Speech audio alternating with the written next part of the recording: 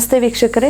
ಅತಿಸಾರ ಬೇದಿ ಏನು ತೊಗೊಂಡ್ರೂ ಬೇದಿ ಆಗ್ತಾಯಿದೆ, ಯಾವ ಮೆಡಿಸನ್ನಲ್ಲೂ ಕಂಟ್ರೋಲ್ ಮಾಡೋಕ್ಕಾಗ್ತಿಲ್ಲ.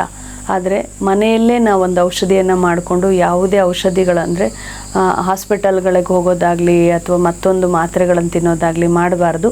ಮನೆಯಲ್ಲೇ ಈ ಬೇದಿಯನ್ನು ಕಂಟ್ರೋಲ್ ಮಾಡೋದು ಹೇಗೆ ಅಂತ ಹೇಳಿದ್ರೆ, ಮುಖ್ಯವಾಗಿ ಅತಿಸಾರ ಬೇದಿಗೆ ಕಾರಣ ಹೊಟ್ಟೆ ಇನ್ಫೆಕ್ಷನ್, ಕರಳಲ್ಲಿ ಇನ್ಫೆಕ್ಷನ್ಸ್ ಇರ್ಬೋದು, ಹೊಟ್ಟೆಯಲ್ಲಿ ಇನ್ಫೆಕ್ಷನ್ ಇರ್ಬೋದು, ಅಥವಾ ಕೆಟ್ಟ ಆಹಾರದ ಪದ್ಧತಿಯಿಂದ ಹೊಟ್ಟೆ ಹಾಳಾಗಿರಬಹುದು, ಉಷ್ಣತೆ ಅಧಿಕವಾಗಿ ಸಮಸ್ಯೆ ಆಗಿರ್ಬೋದು, ಗ್ಯಾಸ್ಟ್ರಿಕ್ ಅಧಿಕವಾಗಿ ಸಮಸ್ಯೆ ಆಗಿರ್ಬೋದು, ಸಂಗ್ರಹಣೆ IBS ಅಂತ ಹೇಳ್ತೀವಿ, ಕರುಳಿನ ಇನ್ಫೆಕ್ಷನ್ನಿಂದ ಬೇದಿ ಆಗ್ತಾ ಇರ್ಬೋದು.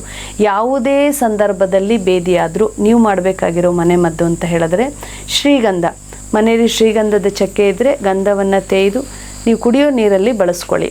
ಪ್ರತಿ ಸಲ ನೀರು ಕುಡಿಯುವಾಗಲೂ ಒಂದು ಕಡಲೆಕಾಳಷ್ಟು ಗಾತ್ರದ ಶ್ರೀಗಂಧವನ್ನು ನೀರಲ್ಲಿ ಸೇರಿಸಿ ಕುಡಿತಾ ಬನ್ನಿ. ದಿನಕ್ಕೆ 7 ರಿಂದ 8 ಲೋಟ ನೀರನ್ನು ಕುಡೀರಿ. ಆ ನೀರಿಗೆ ಶ್ರೀಗಂಧವನ್ನು ತೆಗೆದು ಹಾಕ್ಕೊಂಡು ಕುಡಿತಾ ಬನ್ನಿ.